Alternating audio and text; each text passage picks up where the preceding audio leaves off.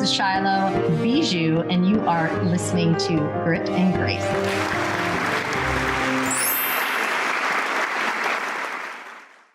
Welcome back to another great episode of Grit and Grace. Today we have the digital marketing wizard. No, it's not Harry Potter. We have Mr. Dustin Bland with us. Let's get started. This is Grit and Grace. I'm Shylo Bijou.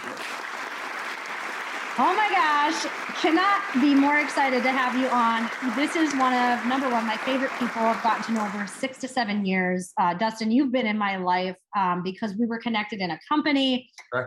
You have so much amazing experience in the digital world, and why you turned so many heads not only was your age, because you are a young man, but also you did some really big things and are continuing to do really big things in the digital space, social media space. And we absolutely freaking love it.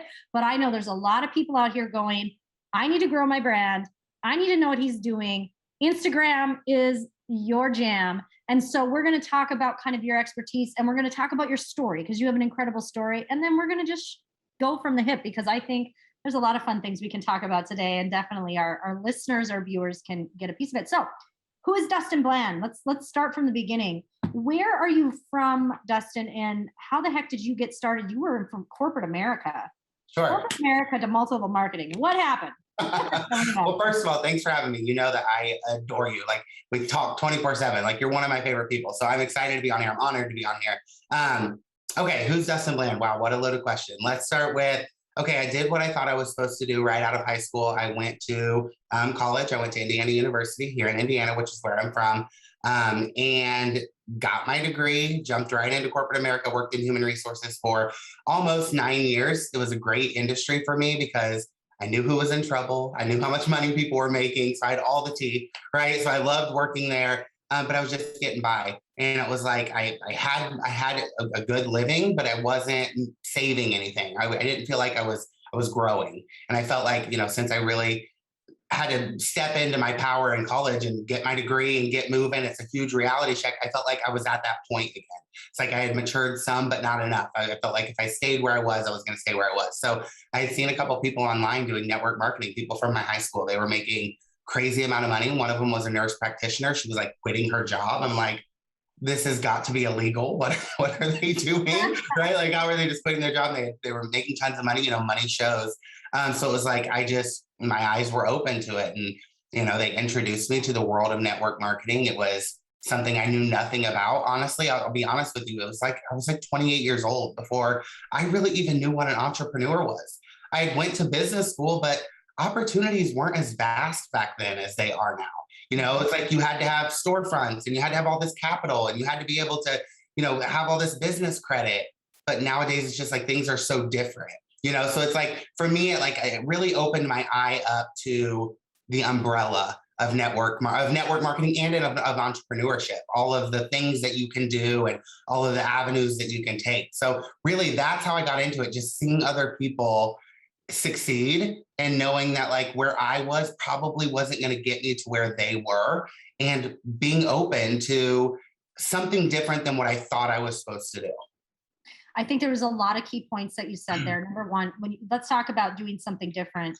I think a lot of people get stuck in the mentality of you got to go to school, you got to do all these things, right? Like I did that with marriage.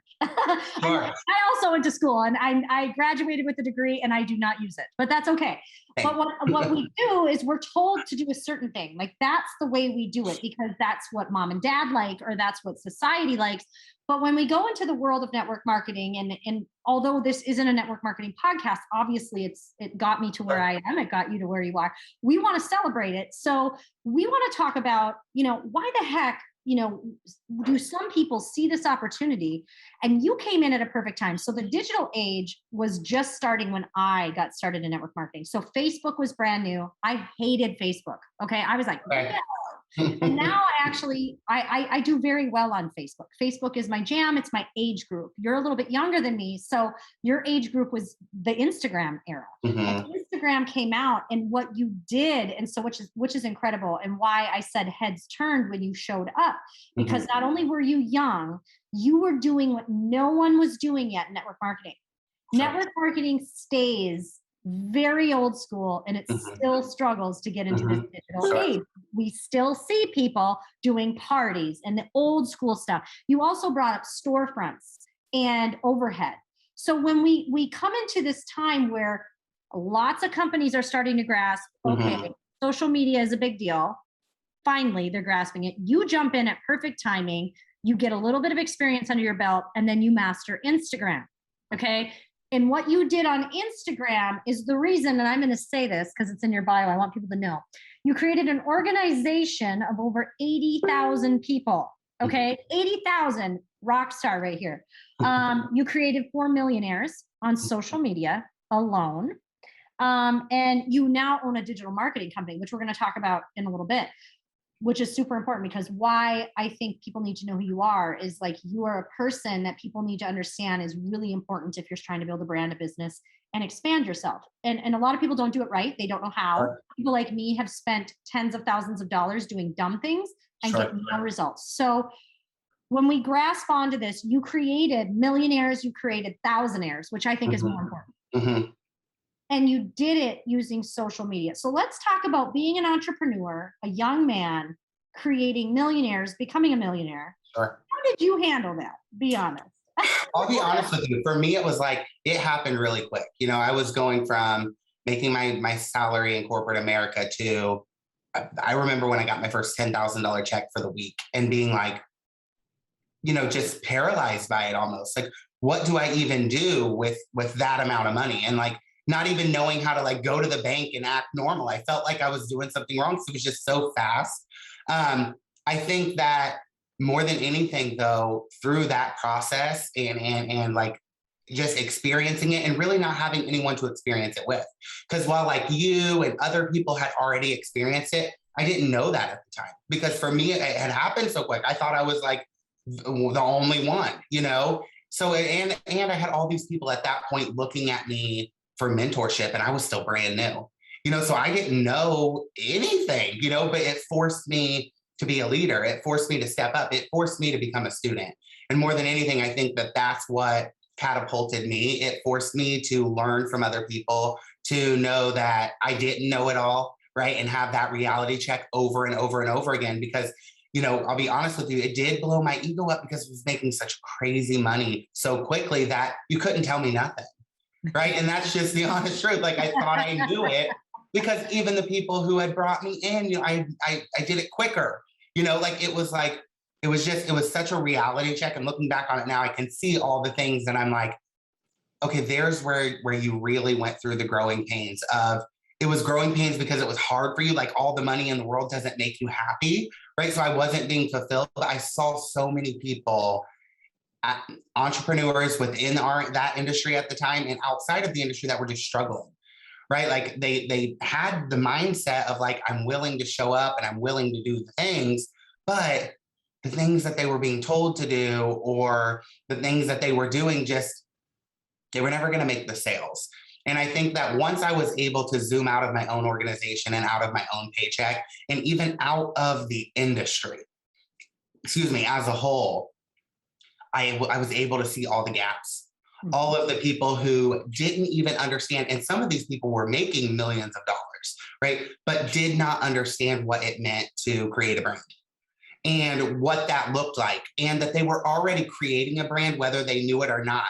And some of those brands were really bad, even though they were making millions of dollars, right? Because people underneath them understood the power of branding and how to, but then there were other people that were okay, but could be so much better. But they didn't realize that they were creating that brand already, or that they were already being exposed to thousands of brands per day.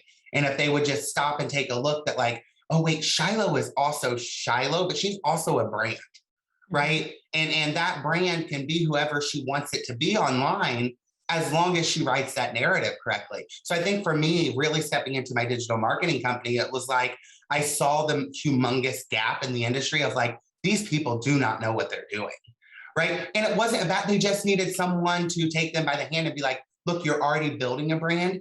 You just have to make it make sense. Because to the outside world, all that I see is you love these products and you're making tons of money. And I don't know how to correlate that into my life. So it was like showing them how to tell stories better, if that makes sense. And I think that there's just this humongous gap of people, whether they're making good money or not, because there are a lot of people with really bad brands, right, that are making a bunch of money because they have other people in their organization who get it, right, and who are good at branding. So I just think that seeing that massive gap, and maybe I'm going off tangent here, I'm a talker, so you'll have to cut me off. It's just, I think that there were so many people that just needed that leg up, right? They know how to ride the horse, but they weren't getting onto the saddle correctly, if you will. They were there, but they weren't. And that's what really catapulted me to step outside of just that industry that I was in, network marketing, and it opened my eyes again, because that's what got me to a millionaire, right? I thought I was supposed to be just in corporate America. And then I was like, wait a second, where I am isn't where I want to be. Let me just open my eyes and hear about other opportunities. And that created a millionaire in me, right? And then I got to that stagnant point again where I'm like, wait a second, this isn't what's going on. Am I supposed to, just all these what ifs. And I'm like, okay, well, let me do what I did last time and let me just open my eyes. And that's what I did. And that's what really opened up the digital marketing world for me. Yeah, there's a lot of things that you talked about in there. It's interesting because when people don't embrace change very well. Mm-hmm. So it took a lot of people a long time to even embrace social media and what it could do for them. I still see old school entrepreneurs, not network marketers across the board, that do not even embrace social media. I'm like, and you're still making millions and billions. Right. Imagine if you utilized it properly. And see, this is something I own. Like, I'm not good on Instagram. That's why I have you. And that's why I have to ask for help, because it's just a little bit different. Like, what I'm used to is a little bit sloppier, but that's kind of my brand in general is kind of like Hot Mess Express, right? Like, I want to show people that you can be anyone, anywhere, and still build $1 million business and beyond. And that's what got me in the door, is because I was relatable. Mm-hmm. And what happens when you grow and become an entrepreneur, it doesn't matter what industry you're in, you can become very unrelatable very quickly, because what you think people want to hear is not what they want to hear. People do not want to hear how you have a private jet that most likely isn't your private jet and you rented. Right. Photos. We're going to talk about this because there's some things that drive me. I'm here for it. We're going to talk about charity and what people do and shouldn't do. Because this got brought up the other day, and I was like, oh my God, we have to talk about that because it drives me bonkers. But you get people who get fast success. So you got fast success. When you're giving somebody $10,000, $20,000 a week, $100,000 a month, that is a lot of income, okay? And that's more income than most people make in a year. So all of a sudden you get somebody who's making $30,000 a year or more, and then all of a sudden they're making crazy money, and they're young, and even under 40 is young for any event. And so it's like, what do? I bought a G-Wagon. Should I have? Probably not. I was making good money, but I still probably shouldn't have bought it. I bought it. It was my dream car. Cool. But at the end of the day, I'm like, this isn't really what I care about. I think I bought this car to take photos of it because then it looks like I'm really living the life I want. I was doing things like that for a while. I'm like, that's not the answer. Yeah. But I also was in an environment, and I don't blame companies or nothing. I was in an environment where I think the people around me also thought that was how we were supposed to do things. So I was mimicking and then not feeling right. So I got to this phase, and I know you probably did too, where you're like, I don't feel good about what I'm doing because I feel like I have to do this, and this isn't genuine. So I got into this weird spot where I'm like, this isn't genuine. How do I change it? And I know that's where you kind of got to when you're like, it's time for me to do something different. And there's nothing wrong with that. So I always tell people, it's okay. You're not a tree. You can move.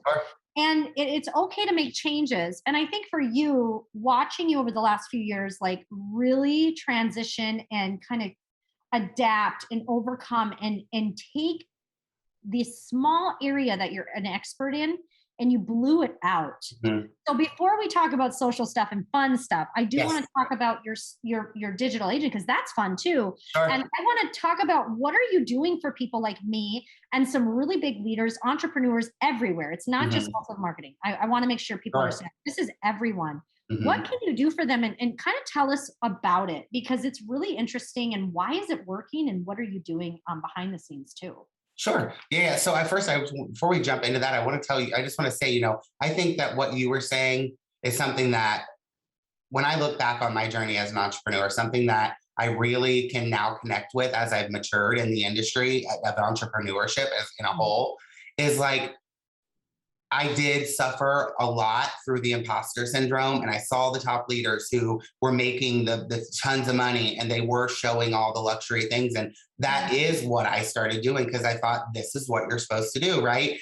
Until I realized that like most people in my immediate circle alone, let alone my big circle, in my immediate, like most of them, they related to me more through my failures than they did through my massive successes, right? Like it wasn't like most of them could relate to $50,000 check in a week's time, right? Like they couldn't relate to that. And like, so like talking to them, they couldn't understand it. They couldn't grasp it. It wasn't real to them. You know, it was like trying to explain the color green to someone who couldn't see. They couldn't grasp it and I couldn't understand. I couldn't explain it to them correctly.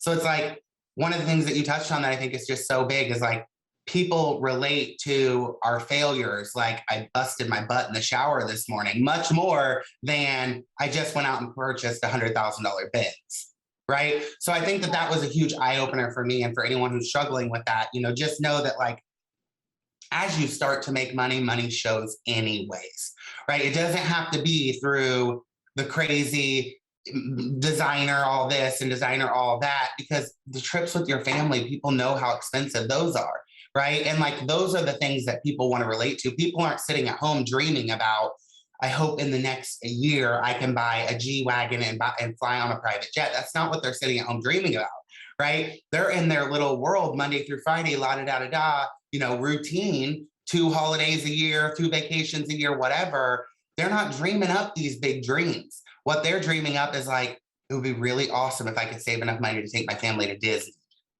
right? Or it'd be really awesome if I could save enough money to take my family to the local theme park, right? So it's like, for me, that was a huge eye opener as I matured in the entrepreneurship industry, is like understanding that like, you don't have to be on a private jet to be successful. The most successful entrepreneurs that I know that have way more money than any of us, you know, they're hanging out in their Walmart t-shirt, you know, because they're busy spending their time helping other people and growing what they already have. So just wanted to touch on that, but jumping into digital marketing, I love digital marketing so much. It became my passion. I spend all day doing it with my team.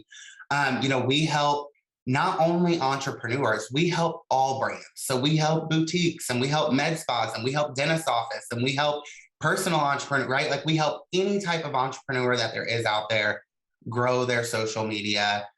We do that through multiple different things. We do that through growth campaigns where we can really leverage a celebrity or an influencer's audience to your page to get you more people watching you, right? It helps your credibility online. It helps your positioning online. We help our clients with PR. So we have gotten clients in Women's Health magazine. We even just recently got a client in Oprah magazine. So we help our clients really get in front of the public eye outside of social media as well. You know, just really helping entrepreneurs and brands establish what that means and what that looks like and what that's supposed to feel like, right? So really, you know, with all of our clients, and I would say probably in the past few years, we've serviced, I want to say 700 plus clients. You know, every client's different. Every client has a different story. Every client has a different past. Every client has a different goal, right? So it's really just developing a plan and a strategy. And we're firm believers in the fact that systems work and people fail. So we like to work a system for each of our clients to make sure that they're progressively growing their brand, growing their online identity and outside of online, to get more eyes on themselves. Mm-hmm. It really does come down to that. You know, we're working together on some things. You know, I have a book coming out in the next year, and people don't understand. And something I had to learn really quick is I never set up an email list way back in the day. And I had all the things to do it, but I'm like, oh, I don't have time for this. Now I'm like, why didn't I do that? Right. Because I have no emails. Yep. And, you know, starting that again is a big deal. So your business is also helping with that. And I think it's really important, like, to have quality emails. This isn't like, oh, here's a spam list and go spam people. No.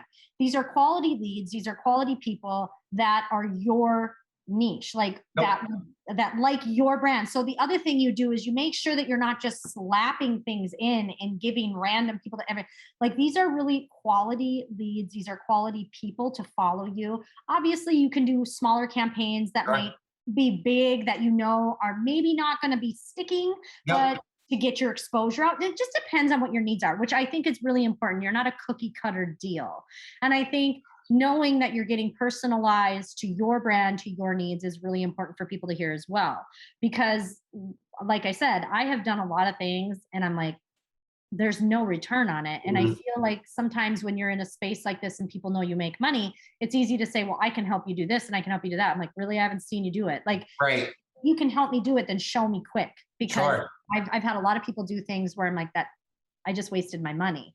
So I do want to express, like, this isn't one of those deals. Like, this is a deal where you get personalized, you get quality people, and they can kind of match it to what you're doing in your brand and where you're going with your business, because that's super important. Because you can't, people who understand one industry may not understand another. And that's the scary part. A lot of people come in and like, well, I know exactly what you need. They've never done MLM stuff. They've never been in my world, and they don't know what I need. You have to build relationships. How do you build relationships? You got to share stories. You got to tell stories. So it's just this intricate deal, and it's not that easy. Like, these influencers that get on and are just incredible, that's not easy. No, it's not. Like, I don't care if you like a Kardashian or not. What they did isn't easy. It took them 20 years, and now look at them. They're all billionaires. But it took them 20 years, y'all. And if you look back at where they started, they were charging up credit cards and they were in debt for a while to get to where they were. And now they created a massive brand that'll never go away, in my opinion. They did so many good things. But they're always the example when you look at Kylie, and what she did with her brand was nuts. Look at it. Yeah. It's insane. Yeah. Like, to have that is insane. So, all right. You have an incredible business. We are going to share the links to at the end. So we'll go back around to this because we're not done talking about kind of some more things you can do for people. Sure. But let's just talk about some things. Obviously, you and I have been friends. We have fun. We chat all the time. We've, semi-worked together in the past, sidelines and all that stuff. And you obviously help me now. But one of the things I think that we can talk about is that rise and fall of business people. When you see people who are making money, and we'll go back to this. One of the things that happens, and this is all over, and Jim Carrey had a great comment about it, is, can you imagine if you were a homeless person and somebody walked up with their phone, gave you a meal, and then recorded you because they needed to show that on their social media? That is not true charity. Sure. And what I see happening a lot, and this one is hard for me, because what I'm supposed to do, and now I'm going to stick up for people on both sides.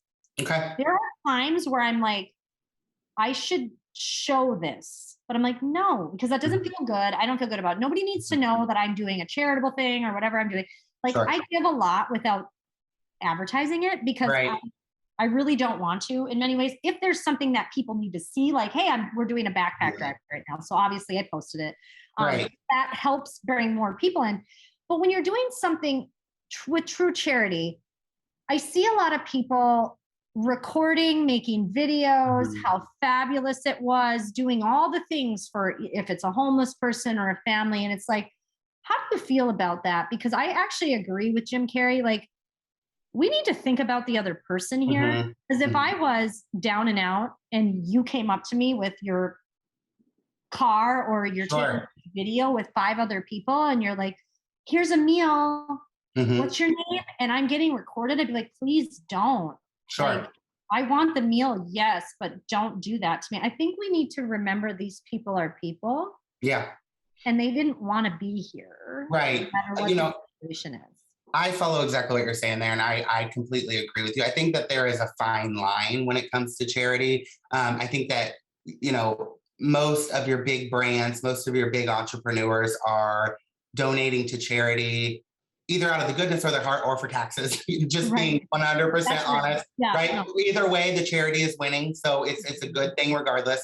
I think here's kind of where personally I draw the line on those things, and again, this is personal. Everyone has a different opinion, and that's okay. Is I do things for charity a lot around Christmas time, because Christmas is my favorite time of the year, right? I'm like, I want to just give because I love doing it. Right. So there have been multiple times where I have went and paid off layaways. Right. And I would say out of like the 6 Christmases or 5 Christmases, I've done it about ever since I've been making good money as a network marketer or as an entrepreneur. I think I've posted about it maybe twice. And when I post about it, it's to show people that they can turn their dream machine back on and they can do more than just what they're doing. It's not just about being able to donate at church on Sunday, right? Like turn your dream machine on and think about donating on a way bigger capacity, like blessing people with Christmas. But when I'm blessing these people, one, I don't know who they are, right? And two, they're certainly not getting shown on my social media as, oh, Dustin just bought our Christmas, right? I don't know them. They don't know me. I literally don't even know whose layaway I'm paying off, right? Versus going up to someone on the road or even in a setting, you know, like I see it a lot of times, even with entrepreneurs online, it's like they'll bless someone on their team by like paying their mortgage or something. And even there, I feel like it's maybe a little bit embarrassing to that person that's getting their mortgage paid. Whereas on a big capacity, if you're doing a backpack drive, right, or you're serving at the local soup kitchen, or you're giving charity in a sense where no one's getting singled out. Right. Right. No one is lesser than the other. It's just one person helping another and we don't know who's who. Right. Like the person's layaway that I bought, they have no idea it was me. And I don't need that credit because I already have the feeling of like, oh my God, this felt so amazing. I don't know who I just blessed, but my gosh, when they come in to pay this bill and they realize there's not a bill, because they won't let you completely pay off a layaway, you have to leave 1 cent owed, right? So when they come in, they find out I owe 1 penny for my layaway on Christmas, like that to me is enough, right? Like, and if I post about it, it's to turn people's dream machine back on, not because we're calling out whoever's getting it, because I'm 100% with you. Like I couldn't imagine, I would personally be mortified to videotape that. I would feel so embarrassed even saying, can I video this? Like, I just wouldn't. You know? I think so too. And again, there's good charitable things. And I understand where some of it, it's inspiring. I like that you say dream machine because there was a long time in there where I quit dreaming. And I remember when I first started making money on a level where I was like, holy cow, I can help people with this. And I'm the giver. Like I actually, always got yelled at, like, you don't need to donate to this all the time. And I'm like, yes, I do. Yes, I do. I got that from my grandma. But I'm like, oh, I got to do this and this and this. And I think for me, there was some things where I'm like, wow, that is so cool that I have the ability to, like you said, pay off a mortgage or do things. Here's the other thing. One of my favorite posts that I ever posted is I got super real about 2 years ago. I said, hey, I finally paid my taxes. And it was like 2018 or 17. And I'm like, it's 2019. Like I was like, hey, we got some big money coming in. We got big taxes. And I was behind. And there were tons of entrepreneurs. I think we were at an event. And one of them came up to me and he goes, I freaking love that post because most people don't know they can say that. And a lot of people who are making money are scared to say, well, I'm a little behind on my taxes. Yeah, I make a lot of money. Well, it's very hard to keep up, try to do all the things. And you're like, money's coming in, money's coming out. And we got really behind for a couple years, but you can't get behind because you don't get out of it. And we had to make some serious changes and we finally got ahead of it. It took a long time. That's the other part of the journey, Dustin. Let's talk about that. I love that you're on this because it's easy, it's fun. I made a lot of money mistakes and I made a lot of because of what I thought I was supposed to do. We come back to this. We kind of look at what other people do and we're like, well, that's how we're supposed to be. And then we get caught up in this game. And there was another thing I read the other day, like this guy has designer clothes, sleeps in his Mercedes and is homeless. Oh, gosh. Because he wants to look the part, but he has no money. And this is going on all over. You could go broke trying to look the part. Oh, yeah. And listen, billionaires and a lot of the people I know making lots of money, they don't look like they make a lot of money. That doesn't mean they don't drive nice cars. It doesn't mean they look like garbage. It means they don't worry about the designer shoes and they don't think about that. They're busy. Like they're busy. Let's talk about that money game and kind of how was your experience when you first started making money with taxes with like, that's a lot of responsibility. And a lot of people do not know how to handle it. I'll be honest. Good people. Well, I think that I kind of fell into the same thing you were saying. I think I made a lot of looking back on it now, wrong money moves. It's not only did I see other people doing the big things and I thought I needed to do those things because that's what the people above me were doing. Right. Two, the things that they were doing were really fun, right? So I was having the time of my life, right? And but blowing through a lot of money. But I think more than anything, what it was is like when you first come into money, it doesn't matter if it took 18 years or if it took 18 months. When you first come into money, you're coming into it. And when you come into money, you come into lots of other people, right? And you come into people coming out of the woodworks and wanting to borrow money and needing money. And you all of a sudden, you have all these people that are looking at you. And most people, again, whether it's taken them 18 years or 18 months, they don't have the mentorship yet. And instead of pausing and being like, okay, wait a second, I just made $250,000. Okay, what should I? They're like just spending and doing all the things because they haven't hit the brakes yet. They haven't like been through that couple, experienced it yet. So they're going through that honeymoon phase of like, I'm just now making money and it feels good and I can do whatever I want and I can pay off this and I can pay for all these people and I can loan money, and they're just throwing it away, right? Not knowing if that money is going to stay around, kind of like you talked about. I have seen plenty of entrepreneurs, and even me myself, I have rode the curve of making tons to making none, to making tons to making halfway decent, to making lots, to making, like there's this roller coaster as an entrepreneur where it's not ever guaranteed. Here one day, gone the next. And I think that when you first come into it, if there's any advice I can give anyone, when you first come into money, yeah, it's okay for it to be about Gucci. If you want to go buy some Gucci, if you made the money, like if you want to go reward yourself and take your family on a luxury vacation, please do so. But I also advise you to hit the brakes after a month or two and get some help. You need coaches in all aspects of your life. If I didn't have a financial coach right now, I would be dead broke.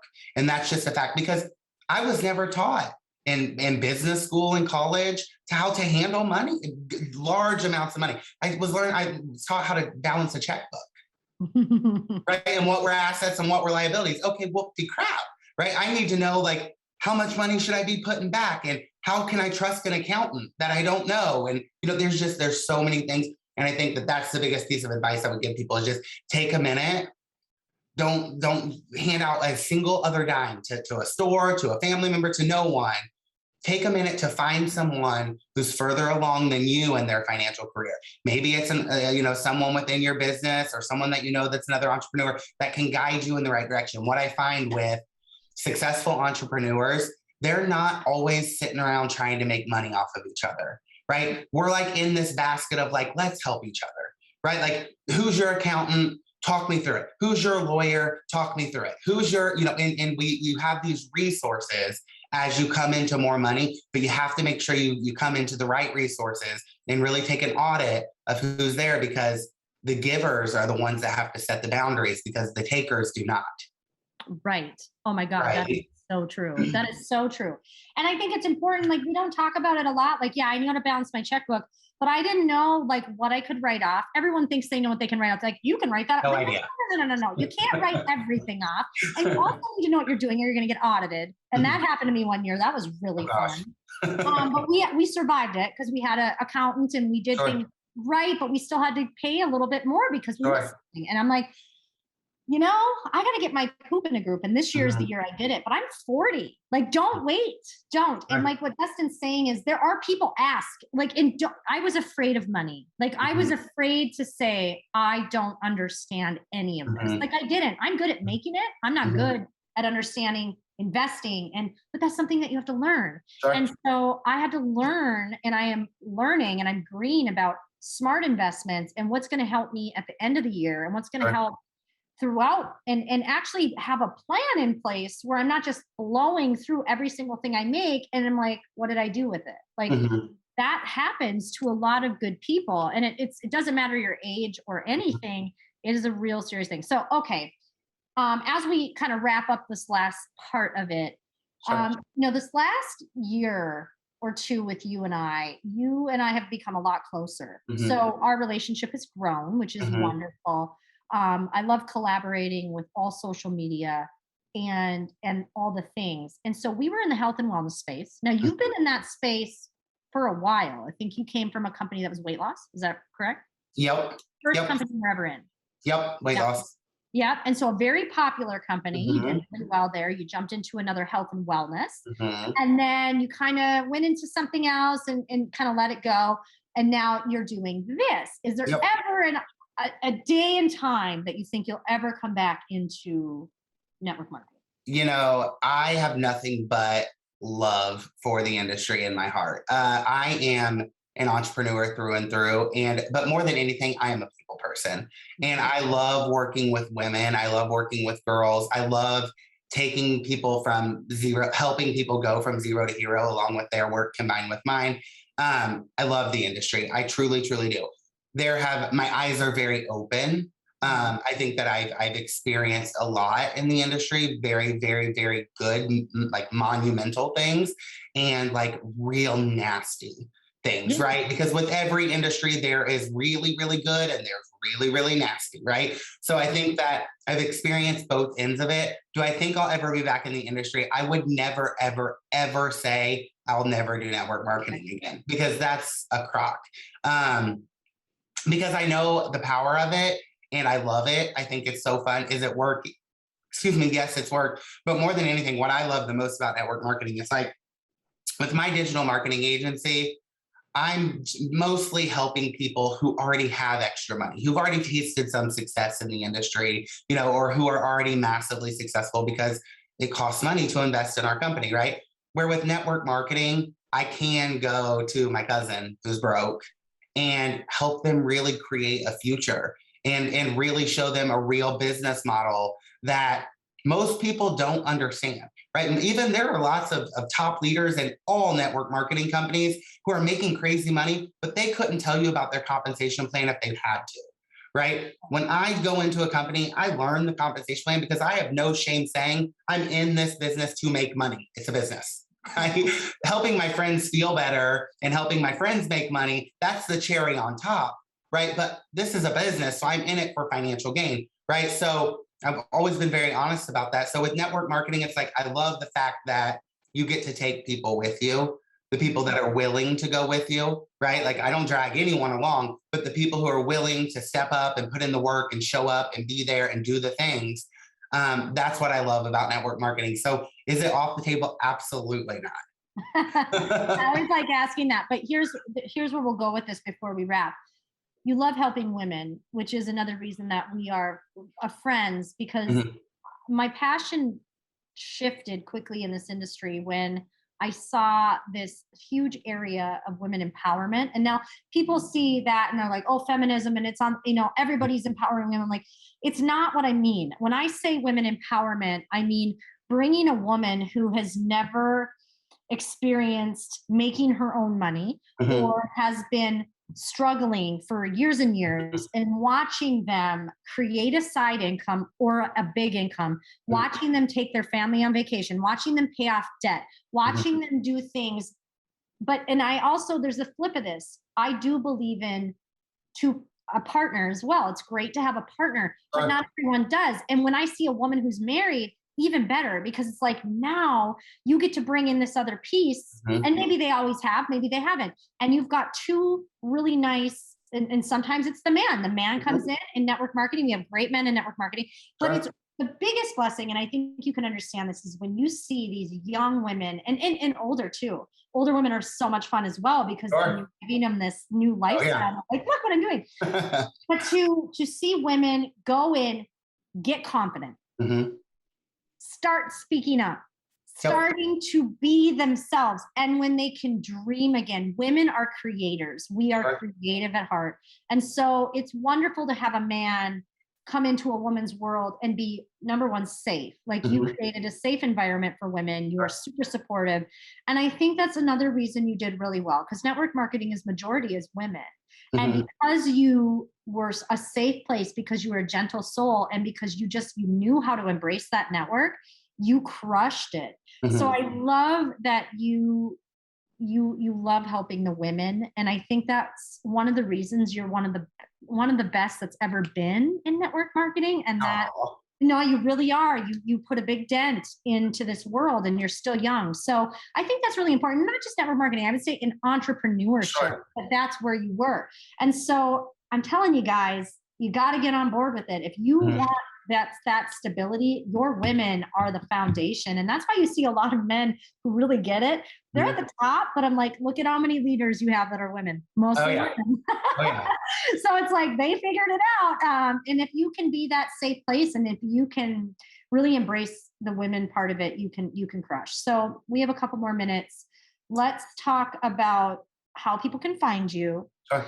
And we're going to throw your links up, but what's your next project? What is like on your radar right now? What's fresh and new for people that maybe you can offer on here? Sure. And then we'll make sure they can find you. Sure. So we've got some massive growth campaigns coming up. We're working with Emma Roberts. I don't know if you guys know who she is. She's from American Horror Story, massive A-list celebrity.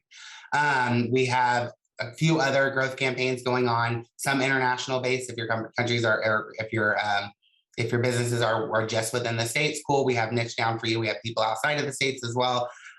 We have tons of PR packages going on right now where we can help you get in magazines, online articles, print articles, all of it. And then some side projects that I'm working on secretly. But I'll be coming out with here really soon on my social media, just once I get all the contracts and stuff done, more investment type stuff. So for your people who, are a little bit further along in their journey and have some investment money to spend, but it's just kind of sitting stagnant in their bank account. We have some really cool stuff coming up with e-commerce that I'm really excited to share. But I'm the type of person where I had to do mine first, and I had to make sure everything went the way that they said it was going to go. And I had to make sure that, all the pieces fit and we're there. So we're just finalizing some things there. So keep an eye out there. You can find me Dustin_Bland on Instagram, Dustin Bland on Facebook.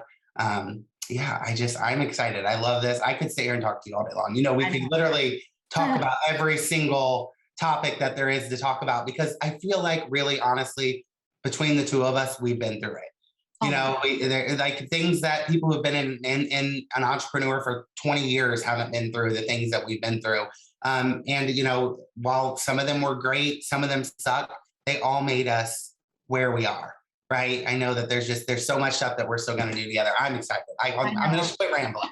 I know, I love it though, but the sucky stuff makes you better. And it shows you how you've grown too. When you get hit with it again, I think it was Louise Hayes who said, it's boulder. When you run into the boulder again, it's not that it's not going to happen. It's how you handle the boulder being in the middle of the road. And I think it just shows us where we need to improve, and it shows us where we've grown. And to see the growth in you in 2 years, and I know I've grown like in so many ways, just through trauma, through pain. Sure.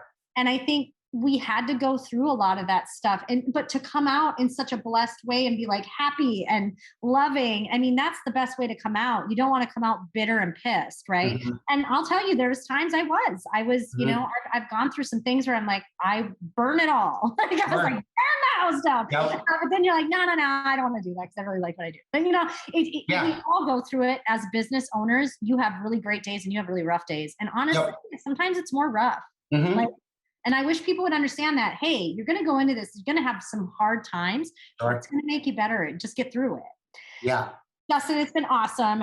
To everyone listening and watching, that was the wizard, Dustin Bland. This has been another great episode of Grit and Grace. I am Shylo Bijou, and we will catch you on the next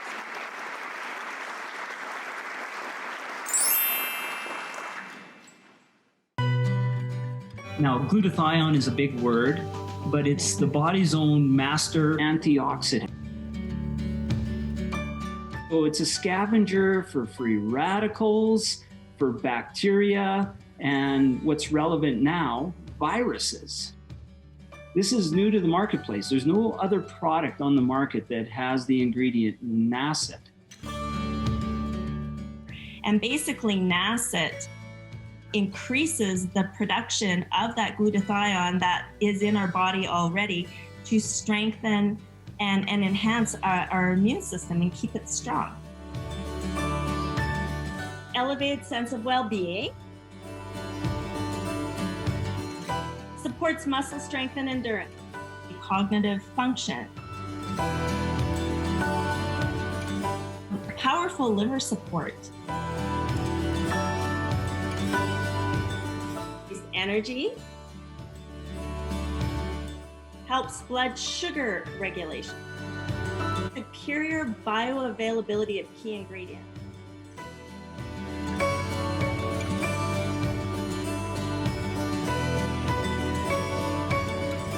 one of your best defenses against COVID is a strong immune system. Taking GSH Plus as a daily supplement does all that.